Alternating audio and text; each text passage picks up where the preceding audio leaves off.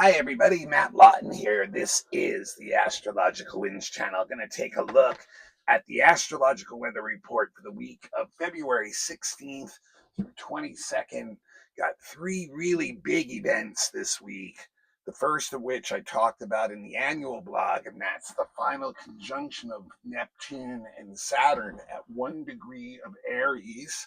And also the big event of the week. It's the beginning of eclipse season. Tomorrow we've got a new moon at the critical 29th degree of Aquarius, which happens to also be a solar eclipse, and it's square Uranus, the co-ruler of Aquarius. So a lot of changes going on. We're going into that Aquarian age. This is going to be another bellwether thing, really indicating a lot of those changes. And then the one other thing, big thing going on this week, the sun is going into Pisces, and there's a few other smaller things I'm going to mention up here too. Just a little business first. The Astrological Winds channel is a free video blog YouTube channel. If you have YouTube, I'd really like you to become a follower. And I'd really like you to turn your notifications on when you do that so that you continue to follow the blog, not just become a follower because you checked it out once and that's it. So, turn those notifications on. Make sure you get the notifications so that you're reminded you get this every week. Also, remember the blog is available on podcast. It was a podcast long before the 6 years it's been a YouTube channel. And it's still out there. If you go to your podcast app and type in Astrological Winds channel, you'll find it on several ones at least. It's an exact same audio copy of this video that you get. And that frees you up in our busy world, or a busy Aquarian world, where you can actually be able to listen to it maybe when you're doing something else like driving to work, when you normally might not have time to listen to the blog otherwise. So I'd love to have that option available for you still. Also, if you have Instagram, Astrological Winds channel does have a page. Become a follower and you'll see the link come up to the YouTube channel every week in your newsreel. Sometimes I put some extra stuff on that too. And then it's always available on my website, www.astrologicalwinds.com. And you'll see up a tab on top where it says blogs. You're going to find at least 3 months of the old blogs there that you can refer back to, the monthlies from the last few months, the annual reports from the last few years, some other stuff. So you can always find that. Plus, that's where you can check out my menu for my professional services. I've been a professional astrologer for 24 years now. I would love to do your chart or some chart work for you, or someone else who's looking for that. Have a lot of pleased customers, would love to, have that for you or a friend or someone in your family that's looking for that service. All kinds of different services available. Check the menu on the website, and I'll get more into that later. Now, remember, this is a free service. I do ask that every time you watch it, not just the first time, go into that contact list. I know we all got big ones these days, and find someone else in your contact list to send the blog to. I put a lot of effort every week into doing this, and I'm not really asking for a lot. Was that take 10 seconds of your time to do that? So please do that for me. It actually costs me a little money to put the blog out. So please do that. And remember, don't get stuck on the astrological terms. If you don't know astrology well, you want to hear what the interpretations are really. So just today, Monday, there's actually an aspect that's going on that's really positive. Mercury is trining Jupiter today, and it's a very, very useful aspect. First of all, it gives us a really positive attitude mentally, like in our mind. It's like positive thinking kind of energy. So it's really good, actually.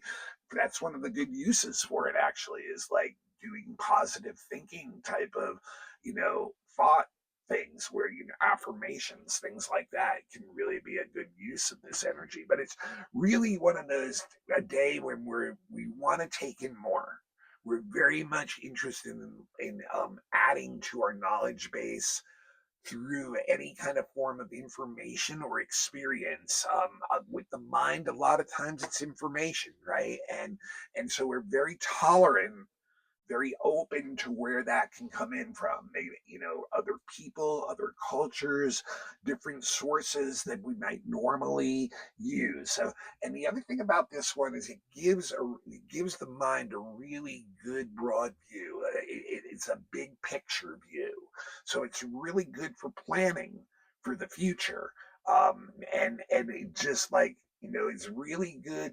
What I like to use this energy for, and what I really think it's really best used for, is in business. If in your business, whatever your work is, this is really an excellent business energy. Mercury is the ruler of business, so it's a great time for making deals, making arrangements, sales, any kind of business activities. Really, it's really excellent for that. And we have a very sharp mind with Jupiter and Mercury. Very sharp, very tolerant, very open. So the other really good use of this energy is study, especially on the secondary level, adding to stuff we already have the basic knowledge base too.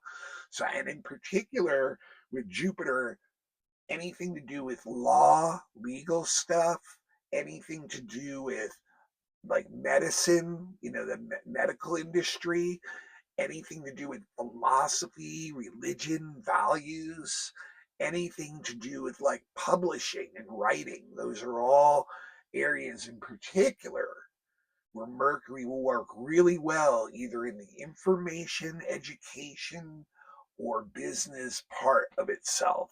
So Tuesday is the big day of the week, and there it is on the board. It's our new moon at the 29th degree of Aquarius, the critical 29th degree. We've had so many of these new and full moons lately in that critical degree, which is showing, yes, it is a big time of change, and either we're going to graduate and go into new levels on all levels, new levels of consciousness, new levels of technology, new levels of everything, really.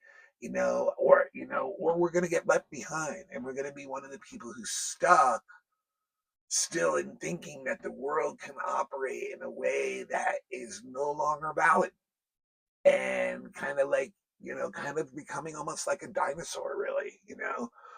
Not really working well with the times. So what's interesting about this one too is it's square Uranus, which is the co-ruler of that new moon, right? And on top of that, it's a solar eclipse, because here's where the North Node is, 9 degrees of Pisces. So only about, what's that, about 10 degrees, 11 degrees of separation between the new moon and the North Node. So, yes, that means we get a solar eclipse out of this. And like I said, this is just a really critical one. I mean, this is a time where we have, like, the moon in Aquarius really wants us to embrace new change that's evolutionary, that's forward looking. And so it's a new moon, so it's a time where we plant those seeds. Look to where 29 degrees Aquarius is in your chart. That's the house where you should be planting these new seeds that can up your game on a consciousness level, bring in alternative new ways of doing things. Don't get stuck in old habits and repeating patterns in that area of your life. Get the lesson, learn from it, move on, right? So, new moons on a personal level, they're going to give us a lot of energy. When the two lights get together, that means the emotions and our motives, our self, can work really well together. They can harmonize together. And what does the new moon in Aquarius want? As I said to you guys before, new moon, a lot of it's about our security, right? It's about emotions. We know that too. But what really we're looking for in Aquarius new moon is some kind of logic, some kind of intellectual order to feel secure, and realizing that the old order is breaking down, and that we need to bring in a new order. And I've said this before, with Aquarius, it is ruled by Saturn traditionally. It is not trying to throw the baby out with the bathwater. It's just trying to change the bathwater, right? It's like, we're not trying to like say, oh, we're gonna tear the whole thing down from the foundation and leave everything in chaos and anarchy, right? What we're trying to do is find a better order, a, a evolutionary step up in everything that we're doing when the new moon is in Aquarius. And that is us in our personal life, and that's also society, right? Aquarius is very interested in what good are you and your talents when you get your own freedom and independence and you do what you want. How does that plug into society and make it something better for all of us, right? So really interesting. Now, one of the things too about, because of that connection, new moon's usually very emotional, right? But like I said, Aquarius not really interested. He sees emotions as something that can actually block the logic and intellect and stop us from, being able to move forward. We get kind of sidetracked instead, right? So that's something they have to be like, really aware of. And with Aquarius, it's more like we want to talk out our ideas. We want to like think about our ideas. We're using more of our mind. And it's also the sign of technology and science. So this is when technology and science can really benefit us, especially on levels that are like cutting edge. That like stuff that can bring us into a new age, like, and help benefit everybody because of that. And a lot of times with moon in Aquarius, it's very social sign too, but it's social based on the intellect of sharing ideas again. So we look for other groups of people that share our ideas, and it's really the ruler of subcultures, Aquarius, within the larger culture, subcultures that are trying to steer the larger culture into that new age, into like upgrading that system, into something like that. But it's a very social sign. So on a personal level, we'd love to hang out with our friends. We'd love to go to social events. We love to like hang out with different groups of people that have the same values as us, right? Um, and part of the energy of Aquarius is we can be very stubborn about what we believe in those values, and groups can be too. And that's why that rebellious streak comes in, because anyone or anything that we see restricting us, we're going to rebel against. And once again, remember, because we're seeking freedom and independence, that's another reason why Aquarius sees emotions as something that could be blocking us. We can't allow our emotions to block us from going that way, but it does respect the individual as long as it's giving back to the societies. It's a very, our more eccentric, odd, and alternative parts of our personalities are going to come out, and that's going to only be squared, pun intended there, by the square to Uranus, the co-ruler of Aquarius, the modern ruler. I'm really more of a traditional ruler person, but nothing else. Uranus has more affinity with Aquarius than any other sign. And that's because, once again, it's got this tough, rebellious streak to it, right? And especially with the square, the square can make us really impatient with rules and restrictions and authorities and what they're doing, and acts of rebellion come out of that, and they start with the individual and they flame up the groups. And you can see right now in the world, we've got a lot of that going on. I mean, this is literally the energy of like, you know we can be really impulsive with this energy, so we have to be really careful. We can just be like we can be a reactionary, basically, because we're really upset about being restricted. There's a lot of inner turmoil going on when the moon is square Uranus emotionally, and so that can all of a sudden turn out to be turbulent events that are all around us. So we have to be really careful about jumping to conclusions, making mistakes that we regret really quickly because of just because of being too impatient, and then combining that with that rebellious streak. But we want a new kind of experience. That's what Moon Uranus, Sun Uranus is going to be like. If you try to hold on during this new moon to your old stuff, boy, it is going to be a tough one for you, because this is one where we really want something new. And if we don't go and honor that energy and do something new and different, it is probably going to hit us with some upsetting event that's really going to change a lot of things. It can bring in some really shocking emotional events all of a sudden. So be really, really, you want to like meet this energy somehow, bring something in, break the shackles of the past, basically, is really what you want to do. There's just like a lot of edginess to this. And now, also with the Uranus involved with the new moon, because that, the gravitational pull is strongest around that time. And you add Uranus into the equation, and that's the planet of natural disasters, man-made disasters. We may get some really shocking events during this time, and a lot of it may just be rebellions in society, the way things are going in the US, places like Cuba, Venezuela, so many places where there's a lot of rebellion going on, so people can act really strongly to this energy, and different individuals may act this out, and it can be some really upsetting behavior.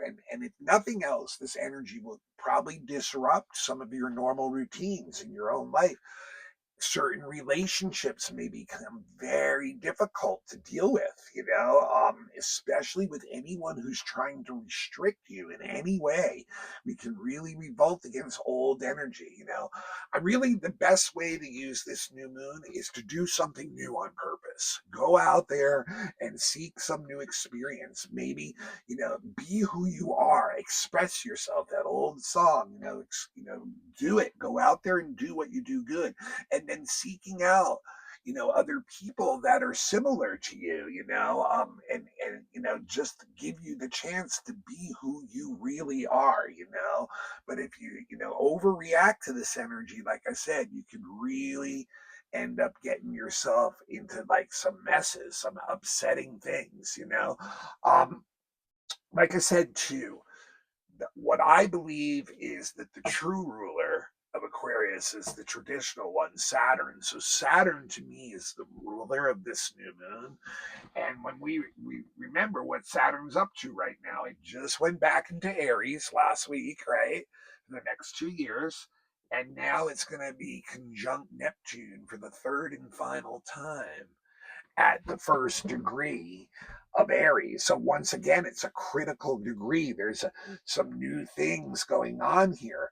And so once again, what is this showing? A lot of the tension behind this new moon is coming because people's ideals are not being met in reality well. And people are getting really disheartened.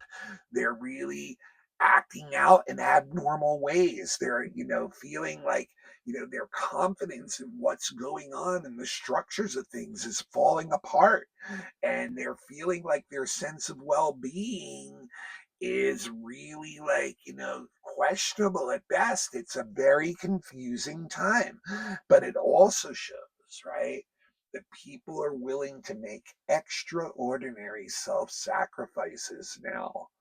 So that combining with this new moon at the critical degree, the square to Uranus, wow, I think, we are in for seeing a lot of shifts in the way people are going to look at things now, and that they're going to be willing to put themselves out there. Like, we've been seeing that happen in different places, even in the United States. There's a big, big sense on a social and collective level that there is a big shift going on, and we're in the middle of it, and we're not sure where it's going to land yet. And this is one of those ones where people are going to put themselves out there, but we're also being driven along by literally what the tides of time say we should be doing right now, right?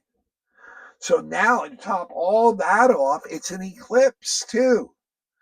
And so what are eclipses? I've said this over and over. They're turning points.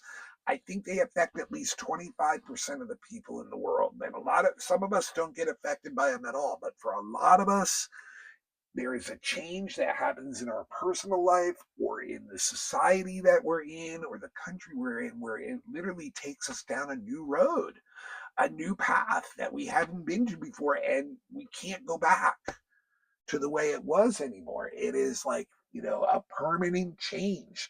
So this eclipse is actually, the eclipses, as I've said before, they're born at one of the poles and they last for over 1,000 years before they disappear. It's usually, it's about, I'm trying to remember, but it's about 12, 13, 1400 years that they last. They'll be born at one of the poles. They come back every 18 years and they, get closer and closer and then become a full eclipse. Eventually start petering down to a partial eclipse. So this one is named Saros Series North 10. It was born at the North Pole. That's what the North means. On April 25th of the year 944. So it is a very old eclipse, this one. And we're actually almost near the end of its cycle, 2188. And you can see this is why it's partial too. There's 12 or 13 degrees between the node and the sun and moon. When the node is right on top, that's when we get the full eclipses. Like, this is a partial, it's a very old one. It's going away slowly but surely. But in the birth chart of this eclipse, it shows that it's a turning point eclipse for different people, for different countries, for different groups, that there's social events that affect people during this eclipse usually. And that's exactly what we have going on. Like, events in society that are affecting people is what this eclipse has been all about in the past. And also many times on a personal level means that we have to get involved in some kind of heavy mental, intellectual, paper type work, or sometimes have to deal with young people who are having issues. The energy of this eclipse is a very tiring energy. It's an exhausting energy. It's one that wears us out. So normally when this one comes around, the suggestion is to go find some quiet place where you can be meditative and just kind of work on whatever the eclipse is bringing up in a very quiet way by yourself.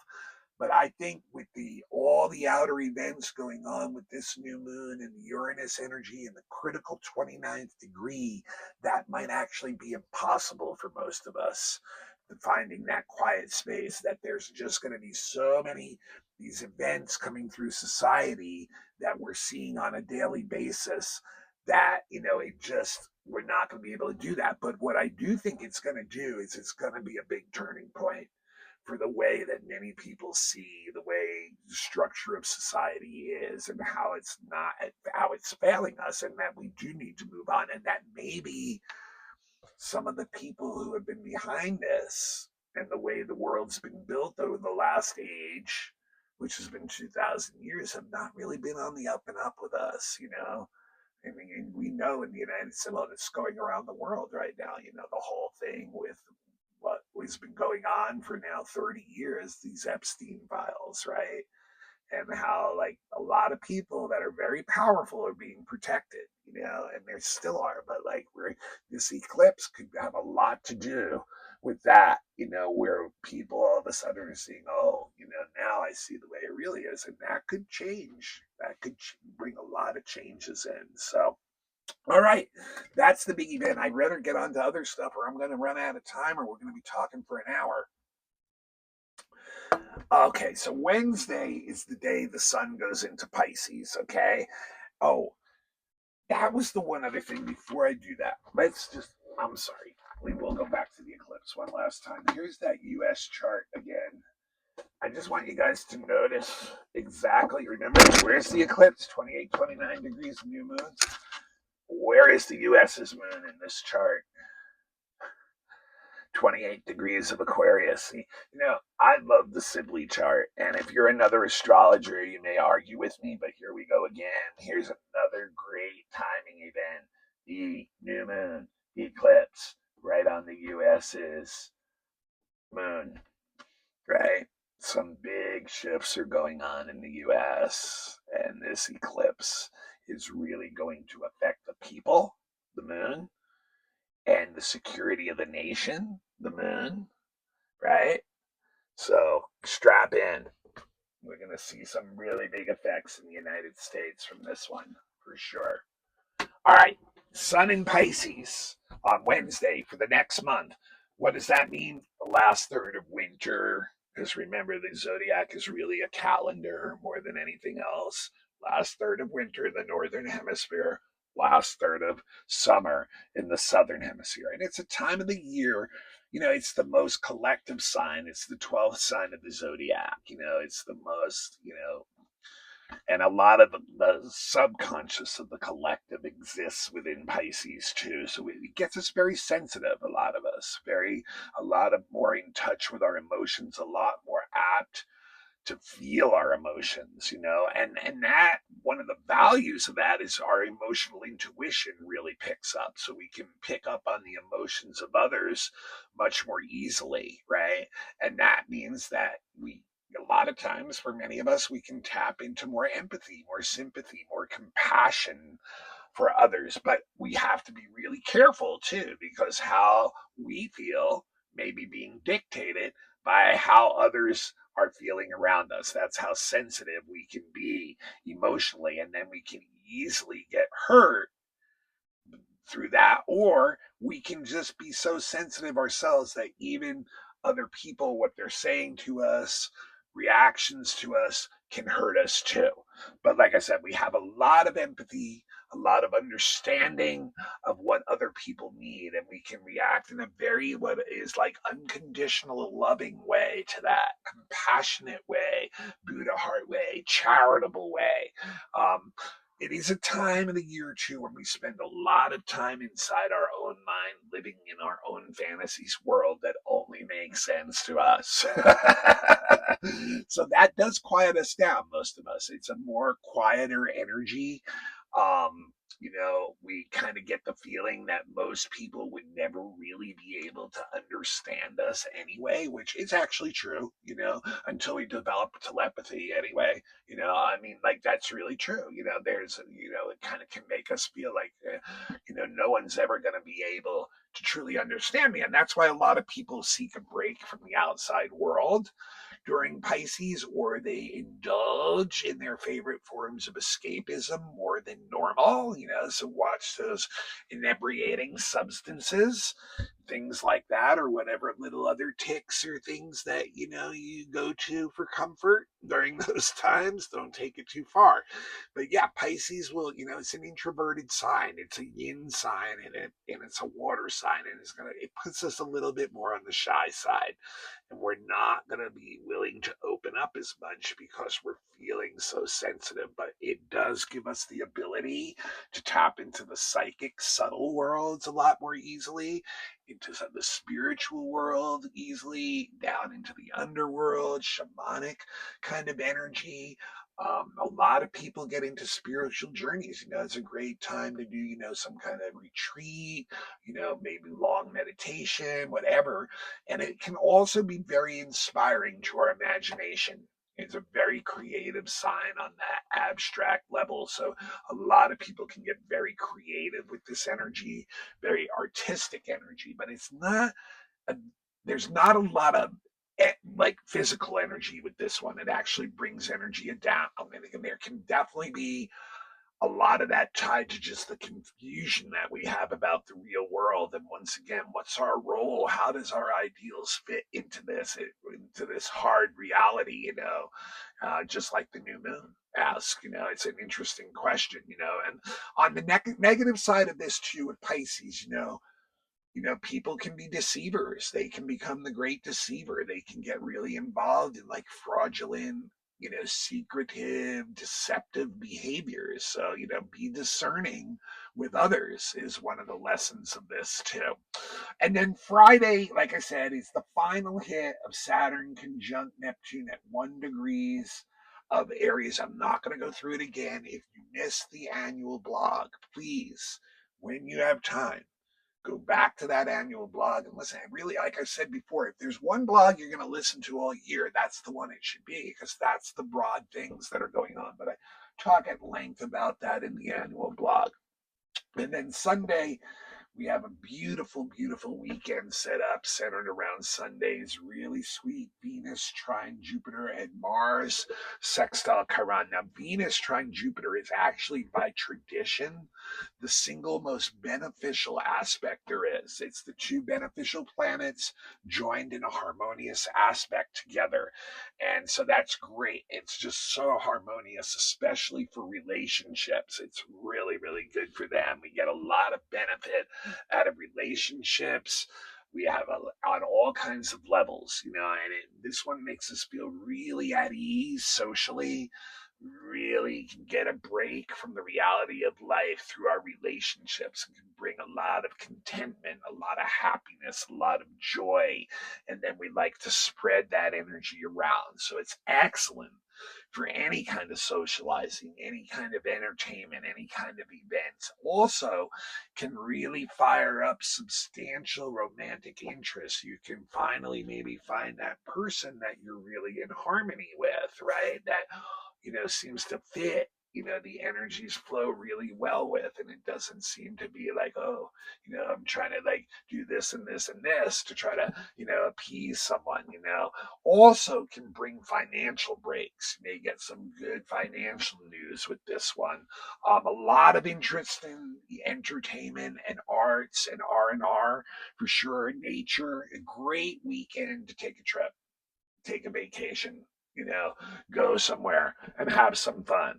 Relax, spread the good feelings around. And then Mars sextile Chiron is sweet too, because this really will give us some energy too, to inspire us to do something really positive for ourselves, something that we do that makes us feel good personally. It's like a healing kind of action that is for our own benefit. And this one also gives a lot of vitality, a lot of good health, a lot of energy in our bodies. It gives, which therefore also gives a really good attitude. It has a very strong, confident, assertive attitude in knowing what you know and being like an expert. So you can actually teach by your actions with this one, be an example with your actions, or you can learn from others' actions by observing them and then starting to, repeat and practice what they do and bring in a lot of benefit to yourself from that too. So that's what I got this week, you guys. Definitely a big turning point week. Definitely work with that new moon to bring yourself to a new level, because the world is changing, and we really, some of us are, maybe living a little bit ahead of the times, and trying to, like, and you want to be one of those people that are trying to bring us into these new times and get us out of these things that have brought the world to a really big breaking point right now. And we're in that middle of that shift of those ages, and we can all, if we can all up our game and embrace the change and embrace the unique gifts that we have, that Aquarius can help us identify and plug into society and help birth that change. And it's just getting edgy out there, anything that's holding us back. We don't want that anymore. You can feel this shift in consciousness going on. And, that's a lot of that Saturn Neptune too. But other people are going to try to hold on to those old ways, as we see. But this energy is gonna, you can't stop the growth and evolution of the universe, and it's just going to find its way through all this stuff. It's like water, it's gonna find the places where it can erode, and then it's like sunlight, and then the light starts to come up and we start to see things as they really are. So let's all be like willing, active, integrated participants in trying to bring changes, because we all know, no matter what side of the spectrum we are, there's 8 billion of us out there that know this stuff ain't happening right now the way it should be. It's not working for most of us. So like, and the people that it is working for, they're probably being really deceptive about the way they're going about their business. So like, we have numbers, we are one species together, and we can change all these systems and improve all these systems like this new moon wants, like this conjunction wants. So let's go at it. So next week, you guys, I got next week is Mercury retrograde, of course, which I talked about a little bit in the monthly. It starts next week in Pisces. Gotta stay in Pisces. Not very comfortable there. I think we're gonna have a lot of confusion during that Mercury retrograde period, and it's gonna go back to that conjunction with Venus. So you're gonna get a lot of relationship stuff that's been going on the last this month is going to recycle during that Mercury retro. So we'll talk about that for sure. And then also, I will do the monthly for March next week because there's not a lot of other stuff going on. So it'd be a good time to do the monthly because the week after that is when we get the second eclipse of the season with the full moon in Virgo. All right, this is Matt Lawton. This is the Astrological Winds channel. I need you to pass that link on right away now to somebody else. Really, like I said, I put a lot of work in this, and I really don't think that requires a lot of work on your part to do that for me. Please check out my website. And when you're ready for a reading, I would love to do that for you. I've been doing them for 24 years. People, the feedback is always great. I mean, people, this is something your chart never leaves. You guys spend so much money on things that come and go, right? Invest in yourself. This chart's going to be with you your whole life, right? And then every year, I really think you should get a predictive reading too around your birthday in particular. It's a good time, and you can do it anytime.